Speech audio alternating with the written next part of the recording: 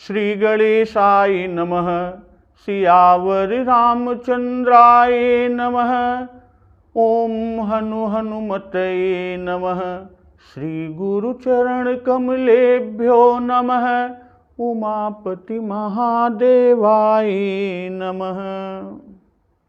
धनुष के टूट जाने पर प्रभु श्री राम जी के द्वारा जब धनुष तोड़ा गया तो धनुष के टूटने पर सतानंद जी ने सीता जी को प्रभु श्री राम जी के पास गमन करने के लिए आज्ञा दी, उनके पास जाने के लिए आज्ञा दी।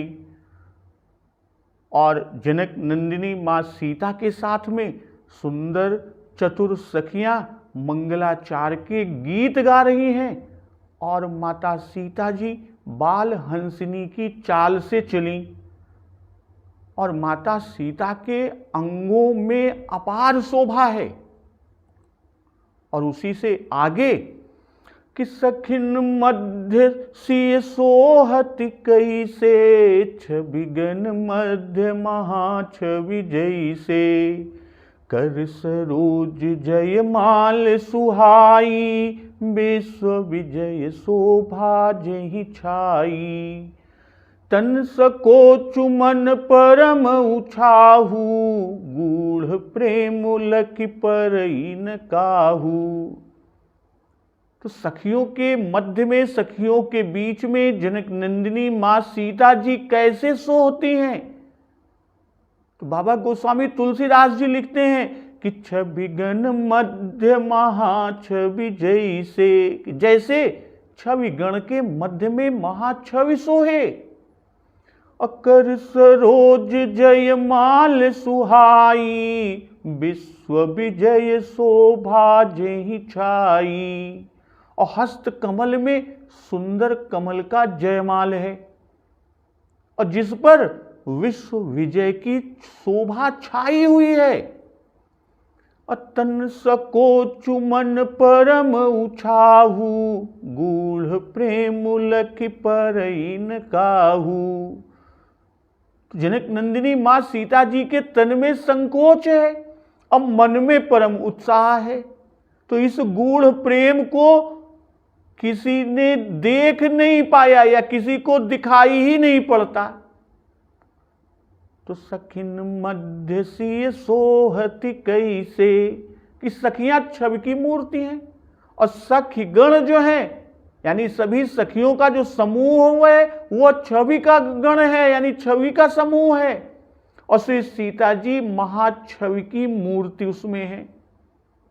भाई फुलवारी में जनक नंदिनी मां जानकी जी की शोभा से सखियों की शोभा कही कि सुंदरता कह सुंदर करई, छवि गृह दीप शिखा जनु बरई। और यहां पर कि छविगण मध्य कहकर कि सखियों की शोभा से ही श्री जानकी जी की शोभा है। और श्री जानकी जी की सब प्रकार की शोभा कहते हैं कि गवनी बाल मराल, इससे गति की शोभा, सुखमा अंग अपार से अंगों की शोभा, और छविगन मध्य महाछवि से सखियों के मध्य की शोभा। अकर सरोज जयमाल, तो इससे जयमाल द्वारा तन सकोच मन परम उछाहू से लाज की शोभा कहे। अगूढ़ प्रेम लखि परई न काहू, इससे पति में प्रेम की शोभा को कहा। तो कर सरोज जयमाल सुहाई, विश्व विजय शोभा जहि छाई। भाई जयमाल के स्वरूप की सुंदरता को कहा कि विश्व विजय शोभा जहि छाई। तो यह गुण की सुंदरता, इससे भी सुंदरता को प्राप्त हो रही है। तो यहां सरोज से कर की शोभा और कर में जयमाल की और जयमाल में विश्व विजय की शोभा बाबा गोस्वामी दास जी कह रहे हैं। कहने का आशय है कि जो विश्व को विजय करे वह यह माला पहने, यानी इस माला पर अधिकार उसी को है जो विश्व पर विजय कर ले। अब बंदी गण की घोषणा भी ऐसी ही थी कि त्रिभुवन जय समेत भय देही, बिनहि विचार बरई हटिते ही। ये बंदीगण की ऐसी घोषणा भी हुई थी। और माता सीता जी की स्थिति कि तन सको चुमन परम उछाहू, गूढ़ प्रेम लखि परई न काहू। भाई जनक नंदिनी मां जानकी जी के मन में तो दर्शन का उत्साह है, किंतु शरीर से संकोच हो रहा है। जैसा उल्लेख है कि पुण्य पुण्य राम ही चितव सिय, सकुचति मन सकुचैन। और गूढ़ प्रेम लखि परई न काहू। भाई प्रेम गुप्त किए हुए हैं, लाज के मारे किसी को उसका पता नहीं चल सकता।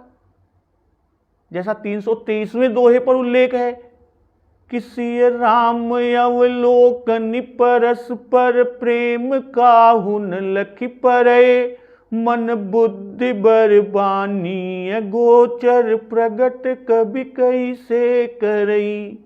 और जनक महाराज जी का भी तो प्रेम गूढ़ था कि जाहि राम पद गूढ़ सनेहु। तो जनक नंदिनी जी जनक जी की ही तो बेटी है, इसलिए उन्हें भी गूढ़ प्रेम है। तो यहां सीता जी के तन मन और वचन का हाल बाबा गोस्वामी दास जी कह रहे हैं कि तन में सकुच है, मन में उछाह है और वचन से कुछ कहती नहीं, इसी से प्रेम गुप्त है। भाई वचन कुछ बोलती नहीं, इससे वचन का हाल न कहा। और तन सकोच कि शरीर लज्जा से सिकुड़ रहा है और मन में परम उमंग है, किंतु इस गूढ़ प्रेम को तन के सिकोड़ से छिपाना। और जब प्रभु श्री राम जी के पास पहुंचती हैं तो जाहि समीप राम छवि देखी, रही जनु कुंवर चित्र अवरेखी। भाई सामने पास जाकर श्री राम जी की छवि को देखकर राजकुमारी श्री सीता जी मानो चित्र सी लिखी सी रह गई, अर्थात एक तक खड़ी रह गई, जैसे कोई तस्वीर हो।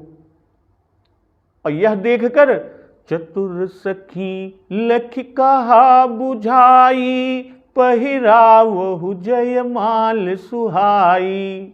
तो जो चतुर सखियां हैं देखकर और समझाकर कहा कि सुंदर जयमाल पहना दो। तो सुनत जुगल कर माल उठाई, प्रेम विवश पहिराई न जाई। और यह सुनकर मां सीता जी ने दोनों हाथों से माला उठाई, प्रेम से विवश है, इससे माला पहनाई ही नहीं जाती। जाई समीप, भाई पुष्प वाटिका में दूर से देखा था कि लता ओट सब सखिन लखाए, श्यामल गौर किशोर सुहाए। इसी से वहां चंद्र चकोर का दृष्टांत दिया। अधिक स्नेह देह भय भोरी, शरद शशि जनु चितव चकोरी।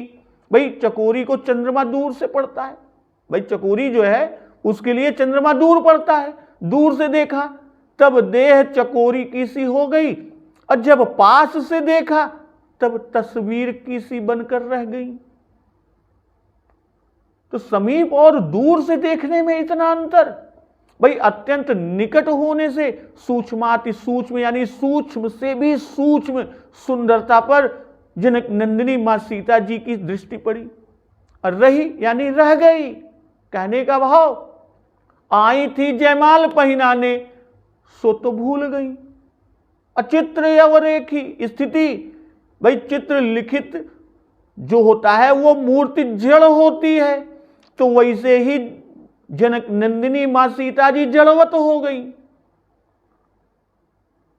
यहां एक चीज ध्यान है कि श्री राम जी को देखकर सब लोग चित्र से लिखे से हो गए थे कि राम बिलो के लोग सब चित्त चित्र लिखे से देख। तो वैसे ही जानकी जी भी प्रभु श्री राम जी को देखकर चित्र लिखी सी हो गई, मानो वह एक चित्र है। असो सबकी दशा हुई, वही मां जानकी जी की भी हुई। तो राम रूप ही ऐसा है कि उसे देखकर सबकी दशा ऐसी ही हो जाती है। और अवरेखी, भाई लिख धातु से अवलेख हुआ, रकार और लकार को सावर्ण मानकर अवरेखी कहा बाबा जी ने। और जड़ दशा प्रेम की अवधि है, और सबकी यह दशा कही तो माता सीता जी की क्यों न कहते। तो और यह स्थिति देखकर कि चतुर सखी लख कहा बुझाई, पहिरावहु जयमाल सुहाई। भाई प्रेम गुण है, इससे सखी प्रेम को न लख पाई न जान पाई। और जब प्रेम की दशा देखी कि चित्र लिखी सी हो गई है, तब देखा उन्होंने, तब लखा, तब जाना। चतुर सखी लखी कहा बुझाई। तो यहां बुझाई का जो भाव है, आशय है कि प्रेम में श्री जानकी जी के मन, बुद्धि, चित्त और अहंकार सभी विस्मृत हो गए। जैसा उल्लेख बाबा जी ने किया है कि परम प्रेम पूरन दो भाई, मन बुद्धि चित्त अहमित बिसराई। तो इसी से देह की सुध न रह गई। और जयमाल सुहाई, यह सौंदर्यावधि श्री राम जी को भी शोभित करने वाली चीज है, या इस तरह से कि श्री राम जी इसको पहनने के योग्य हैं। श्री राम जी से धनुष टूटा और इससे माला की शोभा बनी रह गई। भाई धनुष न टूटता तो इसकी शोभा न थी। भाई तब इस जयमाल या माला की शोभा ही कोई नहीं थी, उसको कोई मतलब ही नहीं था। और इतना सखियों से सुनते ही कि सुनत जुगल कर माल उठाई, प्रेम विवश पहिराई न जाई। कि हाथ में माला, और एक हाथ से माला पहनाते नहीं बनती, इसी से दोनों हाथ उठाया। अब प्रेम में इतनी शिथिल हुई कि एक हाथ से माला नहीं उठती। भाई प्रायः दोनों हाथों से माला पहनाई जाती है, और दोनों हाथों में माता जी लिए हुए हैं। और श्री राम जी को पहनाने के लिए उनके सिर तक हाथों को उठाना जरूरी है। भाई जहां तक प्रभु श्री राम जी का सिर है तभी तो माला पहना पाएंगी, इसलिए माला हाथों से ऊपर उठाकर ले गई। ले तो गई, लेकिन स्थिति क्या हुई? प्रेम विवश पहिराई न जाई। भाई पहले तो जयमाल पहनाने की ही सुध न रह गई, और सखी के कहने पर जब सुध हुई तब पहनाने के लिए माला उठाई, और अब प्रेम विवश होने से पहनाई ही नहीं जाती। भाई सुनते ही जयमाल उठाने के पीछे का भाव कि जानकी जी ने सोचा कि यदि हम शीघ्र माला न उठावेंगी तो सखियां हमारा प्रेम लख लेंगी, जान जाएंगी। अभी तो लज्जावश प्रेम को छिपाए हुए हैं, अब प्रेम में अंग शिथिल हो ही जाते हैं। कि मंजू मधुर मूरति उरानी, भई शिथिल स्नेह सब रानी। भाई प्रेम और स्नेह में शरीर के अंग शिथिल हो ही जाते हैं। तो बाबा गोस्वामी तुलसीदास जी ने यहां प्रेम के स्तंभ और कंप दो भावों के दर्शन को करा दिया। भाई या तो हाथ कांपने लगा, इससे न पहनाई जा सकी, और या हाथ बिल्कुल स्थगित हो गए, स्तंभित हो गए, इसलिए माला न पहनाई जा सकी। अब विनय त्रिपटक में उल्लेख है कि प्रेमाधिक्य से अंग शिथिल हैं, जिन्हें नंदिनी मां सीता जी पहनाना चाहती हैं, पहनाते ही नहीं बनता। और उधर लेत चढ़ावत खैंचत गाढ़े, काहुन लखा देख सब ठाढ़े। तो इस लाघव में ही शोभा थी, और इधर जयमाल पहनाने में, मंथरता में, धीमेपन में ही शोभा है। इस सब लोग देख लें पहनाने की शोभा को। और हाथ में माला जब उठाए हुए हैं, उस समय की स्थिति कि सोहत जन जुग जलज सनाला, ससी सभीत देत जय माला। गावहि छवि अवलोकी सहेली, सिय जय माल राम उर्मिली। भाई हाथ में माला उठाए हुए सीता जी के हाथों की शोभा ऐसी हो रही है कि मानो डंडी सहित 2 कमल डरते हुए चंद्रमा को जयमाल दे रहे हो।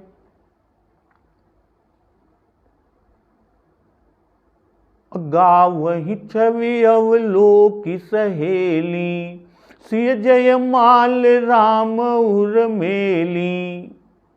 और छवि को देखकर सखियां गाने लगी और श्री सीता जी ने श्री राम जी के गले में जयमाला डाल दिया।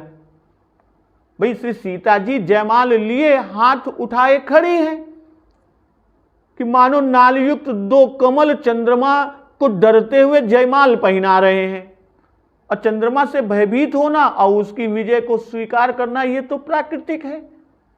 और यहां दोनों भुजाएं बाहुदंड, कमल की नाल डंडी हैं और कमल जो हथेली कमल है और अंगुलियां कमल दल है। और भुजाओं का स्तंभित होना कमल का सभित होना, कि हाथों में जयमाल होने से साथ संकुचित हैं और चंद्रमा के सामने कमल संकुचित हो ही जाता है, क्योंकि श्री राम जी का मुख चंद्रमा है और 2 कमल मानो चंद्रमा को जयमाल भेंट दे रहे हो और चंद्रमा के सम्मुख माला लिए खड़े हैं। इस तरह जयमाल देकर मिलाप करना चाहते हैं। तो गावहि छवि अवलोकी सहेली, सिय जय माल राम उर्मिली। भाई सखियों के कहने से जयमाल उठाया तो, पर प्रेम के विवश होने से पहना नहीं सकी। तब सखियों ने विचार किया कि हमारे दोबारा कहने पर जनक नंदिनी जानकी जी को संकोच होगा और वे समझ जाएंगी कि उनके गुप्त प्रेम को हम सखियों ने जान लिया, उसे लख लिया। और फिर जयमाल गले में पहनाने को न कहकर सखियों ने बड़ी चतुरता से जयमाल पहनाने के गीत को गाने लगी कि जब सिय सखिन प्रेम बस जानी, कहीं न सकहीं कछुमन सकुचानी। भाई गाने के बहाने जानकी जी को इशारा कर दिया कि माला पहना दो। और गीत सुनते ही जिन नंदिनी मां सीता जी उनके आशय को समझ गई और सीता जी ने प्रभु श्री राम जी को जयमाल पहना दिया। अच्छा भी देख तो गावही का भाव कि अभी जयमाल पहनाया नहीं गया। यदि जयमाल पहना दी होती तो जयमाल देखकर गान करते, जैसे देवताओं ने किया कि रघुबर उर जयमाल देख देव बर सही सुमन। और राम उर्मिली कहकर भगवान रंग भूमि में टोपी पहनकर आए थे, टोपी देकर, क्योंकि प्रभु श्री राम जी जानते हैं कि हम ही धनुष को तोड़ेंगे, हमारे जयमाल पड़ेगा। और पीली टोपी पहन के आए थे, पीत चौतनी सिरन सुहाई। अब मुकुट धारण करके आते तो माला जल्दी पहनाते ही न बनता, मुकुट में अटक जाता। तो सिय जय माल राम उर्मिली की बहुत जल्दी से पहना दी। जैसे ही सखियों ने जयमाल पहनाने के गीत को शुरू किया और सीता जी ने समझा इशारे को, तो उन्होंने बहुत जल्दी से जयमाल को पहना दिया। भाई हिंदू घरों में इसी से प्रत्येक प्रसंग पर सरस गीत गाए जाते हैं। तो रघुबर उर जयमाल देख देव बरि सही सुमन, सकुचे सकल भुआल जनु बिलोक रवि कुमुद गन। रघुकुल श्रेष्ठ श्री रघुनाथ जी के हृदय पर जयमाल को देखकर देवता फूल बरसाने लगे।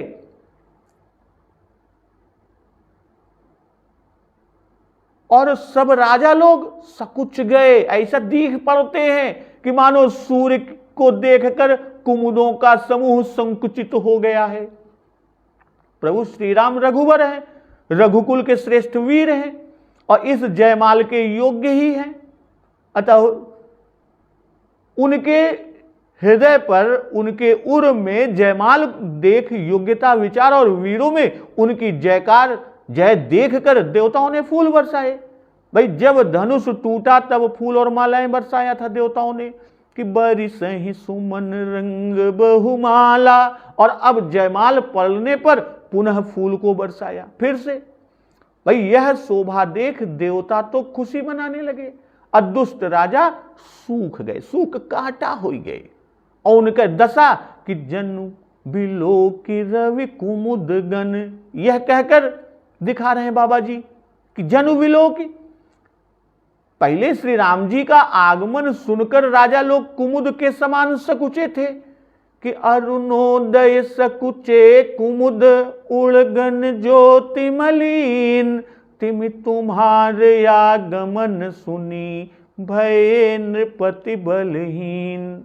और अब देख कर सकुचे कि कारण कि वहां अरुणोदय था, यहां तो सूर्य का प्रभा युक्त उदय हुआ है। पहले प्रभु के प्रताप को सिर्फ सुना था, सुनकर सकुचे थे, अब तो प्रत्यक्ष प्रभु के प्रताप को देख लिया और कि इन्होंने धनुष को तोड़ डाला और विश्व विजय की जयमाला पहने हुए हैं।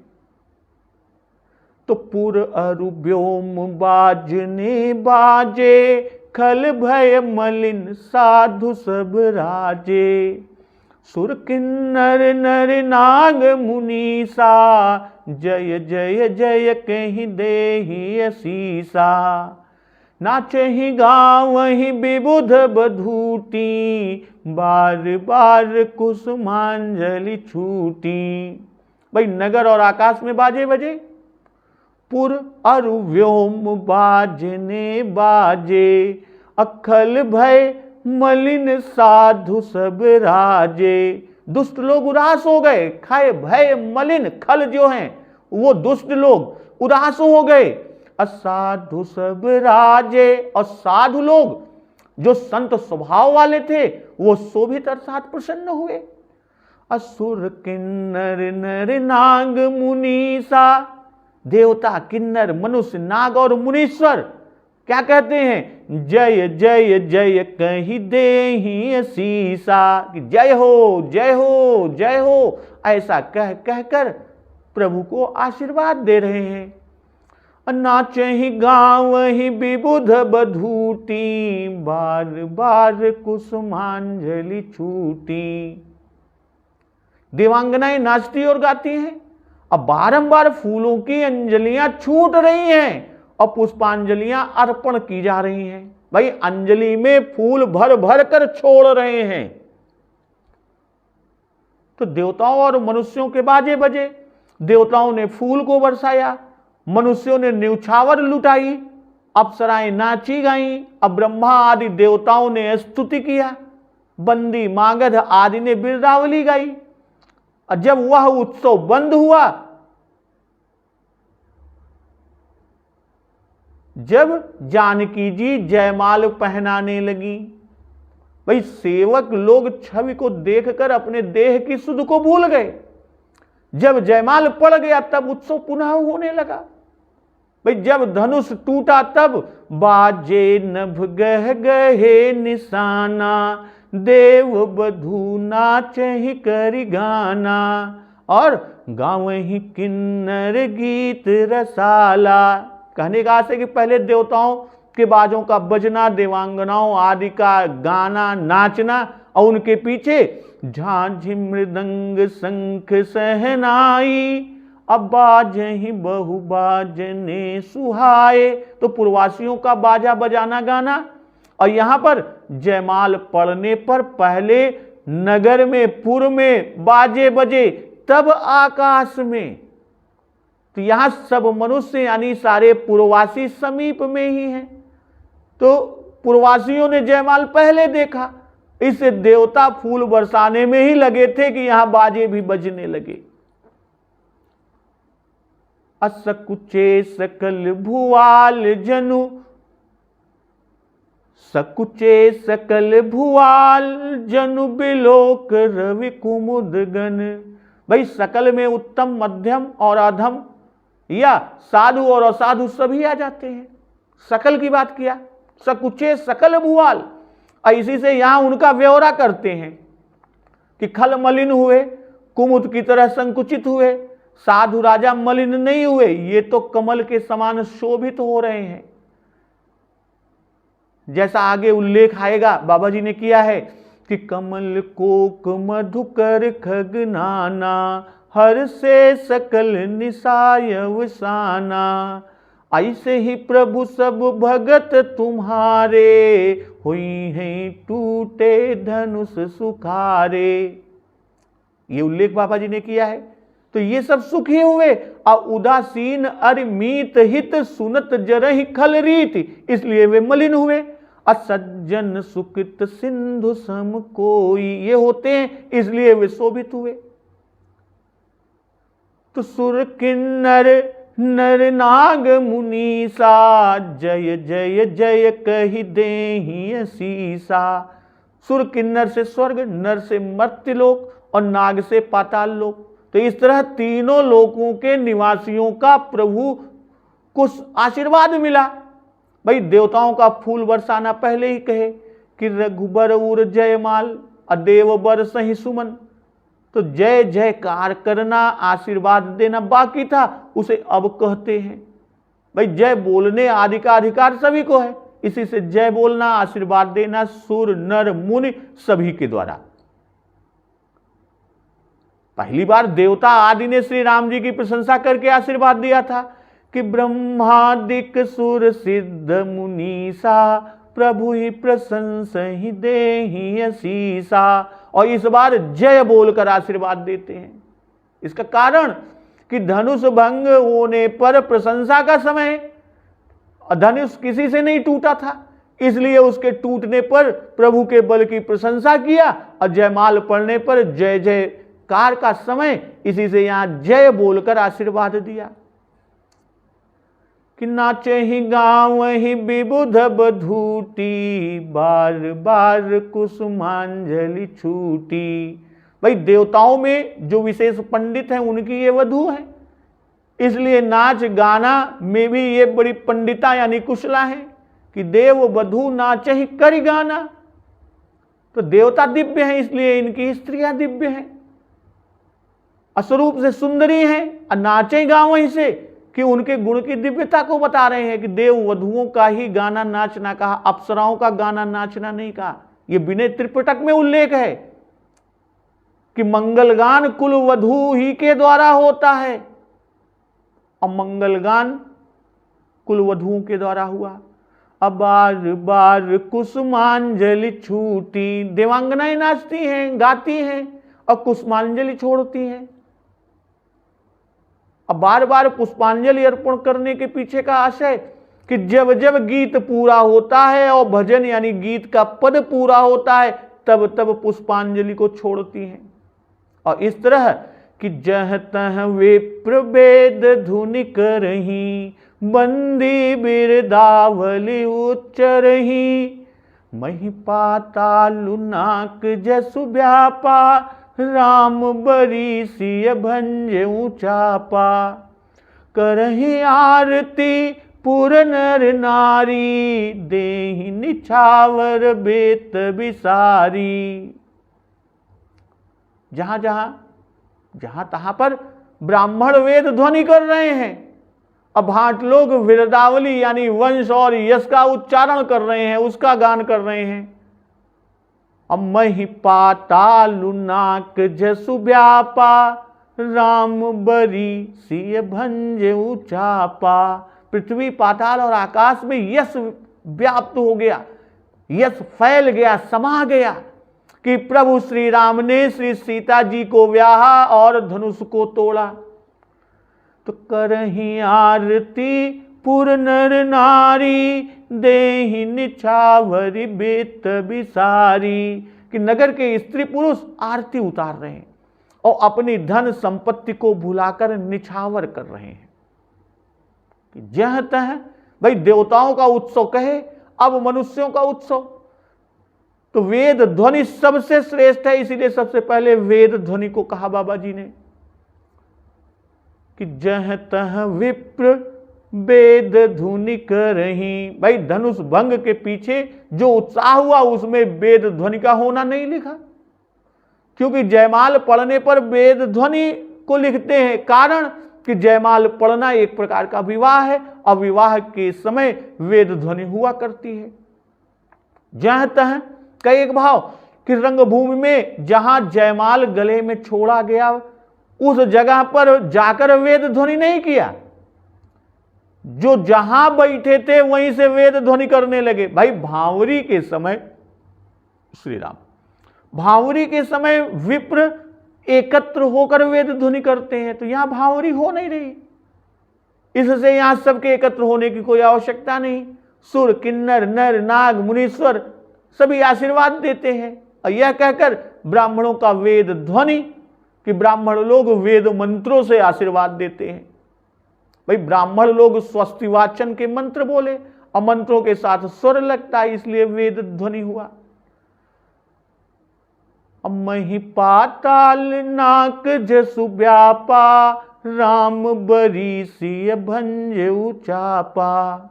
भाई धनुष तोड़कर श्री जानकी जी को व्याहने का सामर्थ्य तीनों लोकों में किसी को नहीं था। ऐसा भारी कठिन काम प्रभु श्री राम जी ने कर दिखाया, इसी से तीनों लोकों में यश छा गया। मृत्यु लोक में धनुष टूटा, इसलिए पहले महिक यानी धरती को पृथ्वी लोक को मर्त्य लोक को कहा, और तीनों लोकों में यश कैसे व्यापा सो वो बताते हैं कि राम बरी सिय भंजे चापा, कि जब राम जी ने धनुष तोड़ा तब धनुष भंग का शब्द तीनों लोकों में गूंज उठा कि रवि बाजित जिमारग चले, इससे स्वर्ग में, अडोल मही इससे पृथ्वी में, अकोल कूरुम कल मले इससे पाताल में यश व्याप्त हो गया। सबको मालूम हो गया कि राम जी ने धनुष तोड़ा और सीता जी को व्याहा, और तीनों लोकों के लोग भी तो यहां धनुष मखशाला में एकत्रित हैं, इससे भी सर्वत्र यश व्याप्त हुआ। करही आरती पुर नर नारी, देहि निछावर भित्त बिसारी। पुर के नर नारी आरती करते हैं, देवता नहीं करते, क्योंकि देवताओं के समीप आने से भक्त वत्सल प्रभु श्री राम जी का ऐश्वर्य प्रकट हो जाएगा, क्योंकि प्रभु तो गुप्त रूप अवतरे प्रभु, गए जान सब कोई। तो राजा लोग आरती नहीं करते क्योंकि उनको अधिकार नहीं, अपूर्वासियों को आरती का अधिकार है। भाई धनुष टूटे बिना पूर्वासी अत्यंत आर्त हो रहे थे, तो प्रभु श्री राम जी ने उनके आरती को दूर किया, इसी से वे आरती करते हैं। करही आरती आरती हर की। और किसकी आरती करते हैं ये आगे कहते हैं कि सोहत सिय राम कई जोरी, कि जोड़ी को देखकर आरती करते हैं। करही निछावर, जब धनुष टूटा तब निछावर किया पर आरती नहीं किया। तो यह विचार किया होगा कि जयमाल पड़ेगा और दोनों एकत्र होंगे, दोनों जोड़ी साथ में आएगी, तब आरती किया जाएगा। इसलिए जब जयमाल पड़ा और श्री सीता जी श्री राम जी एक ठौर हुए, एक साथ हुए, तब आरती किया। और आरती के पीछे निछावर होती है, किंतु यहां वित्त विसारी, मारे आनंद के धन का लोभ नहीं, अपने सामर्थ्य से बाहर, अपने धन की मर्यादा को ध्यान का त्याग कर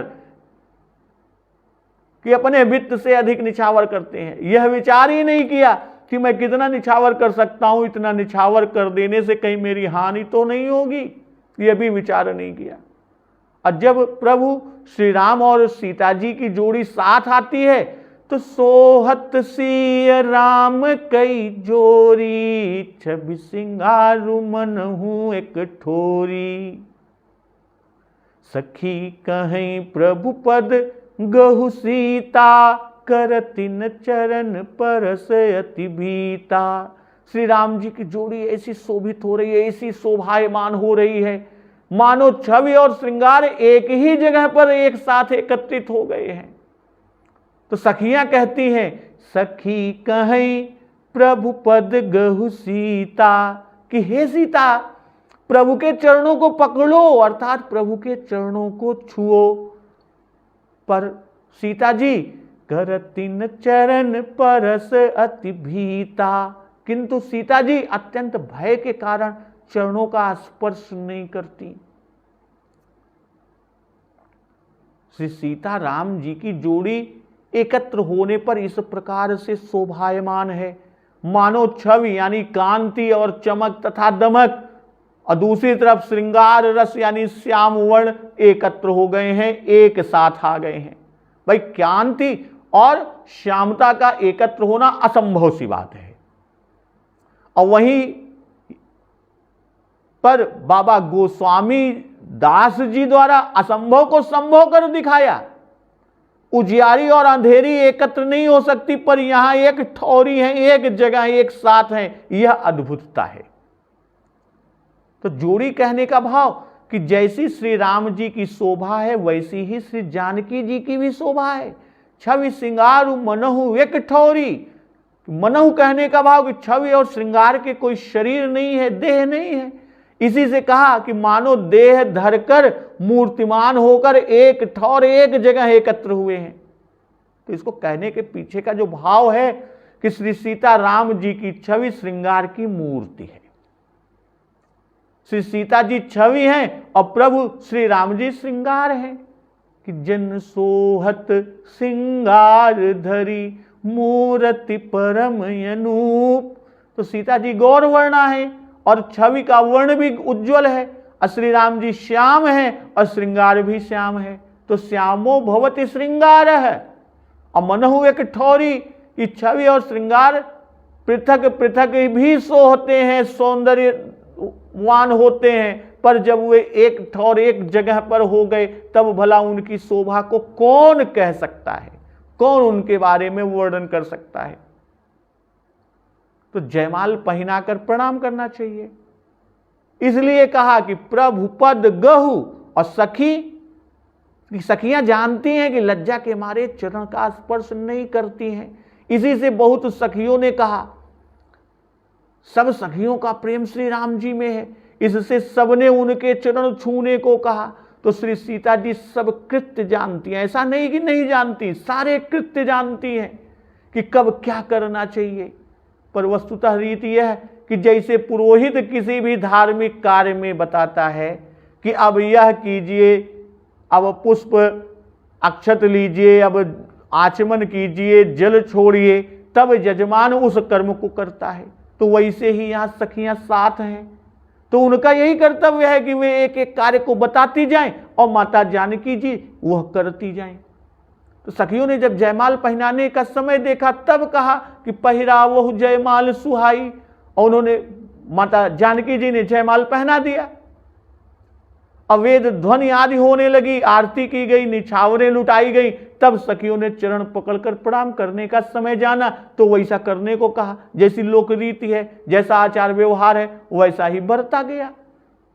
तो इसी तरह जब सखियों ने उनको लौटा ले जाना ठीक समझा तब माता के पास लिवा गई कि गौतम तीय गति सुरति करी, नहीं पर सती पग पानी, मन बिहसे रघुवंश मणि, प्रीति अलौकिक जान। तो गौतम की स्त्री की गति स्मरण कर अहिल्या जी की चरण को स्पर्श नहीं करती। कौन? माता जानकी जी। श्री रघुकुल भूषण रघुनाथ जी उनका अलौकिक अप्राकृत प्रेम जानकर वह मन में हंसते हैं। तो इस तरह आगे का प्रसंग हम लोग अगले दिवस की कथा में श्रवण अमृत रसपान करेंगे। तो आज की कथा का समापन भूत भावन भगवान शिव शंकर जी की स्तुति लिंगाष्टकम से करते हैं। ब्रह्म मुरारी सुरार्चित लिंगम, निर्मल भासित शोभित लिंगम, जन्मज दुख विनाशक लिंगम, तत्प्रणमामि सदा शिवलिंगम। देव मुनि प्रवरार्चित लिंगम कामदहम करुणाकर लिंगम रावण दर्प विनाशन लिंगम तत्प्रणमामि सदा शिवलिंगम सर्वसुगंधि सुलेपित लिंगम बुद्धि विवर्धन कारण लिंगम सिद्ध सुरासुर वंदित लिंगम तत्प्रणमामि सदा शिवलिंगम कनक महामणिभूषित लिंगम फणिपति वेष्टित शोभित लिंगम दक्ष सुयज्ञ विनाशन लिंगम तत्प्रणमामि सदा शिवलिंगम कुंकुम चंदन लेपित लिंगम पंकजहार सुशोभित लिंगम संचित पाप विनाशन लिंगम तत्प्रणमामि सदा शिवलिंगम देवगणार्चित सेवित लिंगम भावैर्भक्तिभिरेव च लिंगम दिनकर कोटि प्रभाकर लिंगम तत्प्रणमामि सदा शिवलिंगम अष्टदलोपरिवेष्टित लिंगम सर्वसमुद्भव कारण लिंगम अष्टदरिद्र विनाशित लिंगम तत्प्रणमामि सदा शिवलिंगम सुरगुर सुरवर पूजित लिंगम सुरवन पुष्प सदार्चित लिंगम परात्परम परमात्मक लिंगम तत्प्रणमामि सदा शिवलिंगम लिंगाष्टकमिदं पुण्यं यः पठेष्णु सन्निधौ शिवलोकमुवाप्नोति शिवेन सह मोदते। बोलिए सियावर रामचंद्र की जय, पवन सुत हनुमान की जय। जगत जननी माँ जगदम्बा की जय, गुरुदेव भगवान की जय, उमापति महादेव की जय। जय श्री राम।